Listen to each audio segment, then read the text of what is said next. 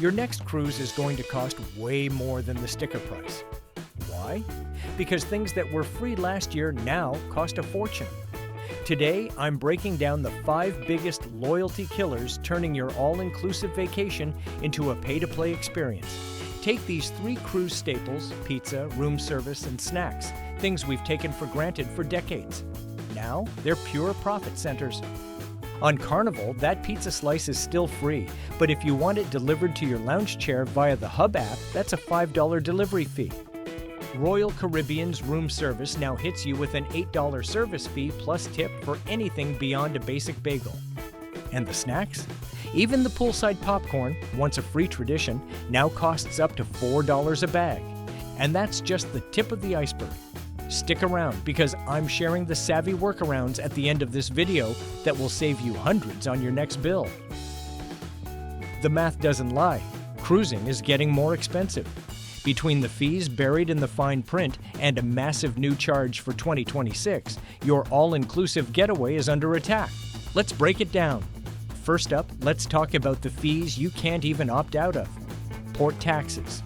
In 2026, we're seeing a global shift in how ports view cruise ships. Mexico is officially doubling its non-resident fee. And if you're heading to Europe, Greece has introduced a massive $22 per person over-tourism tax specifically for high-demand spots like Santorini. The kicker? Because these are government-mandated, Royal Caribbean and Carnival have it written into their contracts that they can pass these costs directly to you, even after you've paid your deposit and received your booking confirmation. You could wake up to a higher balance without ever changing your itinerary. Then there's the service charge, or what most of us call gratuities. This used to be a small gesture for the crew, but now it's a significant line item. Royal Caribbean recently hiked rates to $18.50 per person per day, and Carnival is right on their heels at $18. If you're a family of 4 on a standard 7-night sailing, you're now looking at over $500 in automatic charges added to your bill. It's becoming one of the most expensive parts of the budget cruise experience, often rivaling the cost of a drink package. Up next, the dining cap. This one is a total loyalty killer for the foodies. For decades, the main dining room was the unlimited sanctuary where you could try 3 different steaks or 4 desserts just because you could. But Carnival has officially ended that era by charging a fee for your 3rd entree. While the first 2 are still included, that 3rd lobster tail or prime rib is going to cost you extra. It's a move toward a paper plate model that feels a lot more like a land-based restaurant than a luxury cruise. Now, if these fees are starting to sound overwhelming, don't worry.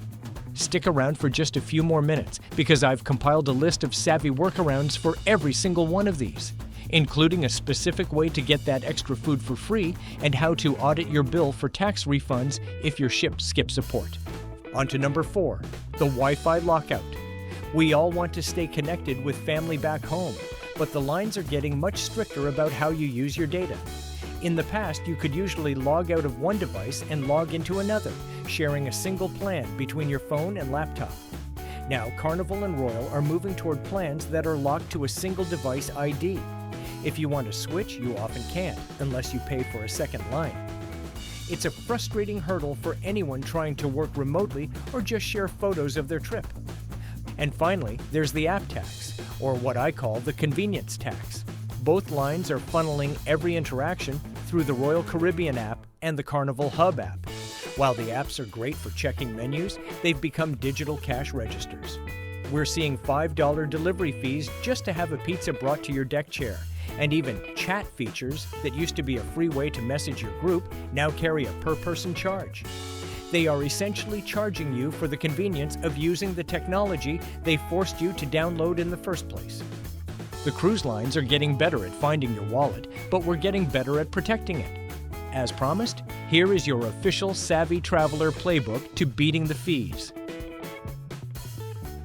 The port tax audit. If you skip a port, they owe you.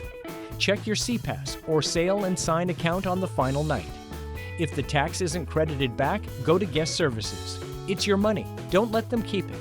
If you don't ask for it before you disembark, it's much harder to get back. The gratuity price lock. Prepay your gratuities the second you book.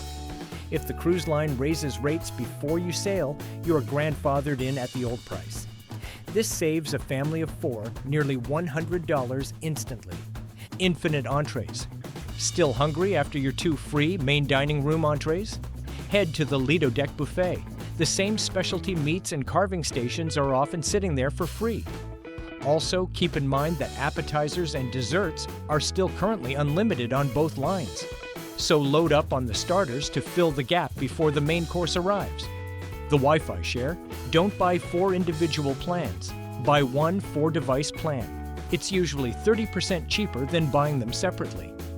If you're tech savvy, you can also look into a portable travel router that supports WISP mode. This allows the router to sign into the ship's Wi-Fi and then broadcast its own signal inside your cabin, allowing you to connect your phone, tablet, and laptop to one single line. Just be aware that some of the newest ships are beginning to block these, so always have the multi-device backup plan ready. The analog bypass. Finally, stop letting the apps nickel and dime you for basic communication. You don't need to pay for a chat feature to find your family on a 1,000-foot ship. Use the Savvy Traveler Classic, magnetic whiteboards, or post-it notes. Since cruise ship doors are metal, you can stick a small whiteboard on the outside of your stateroom.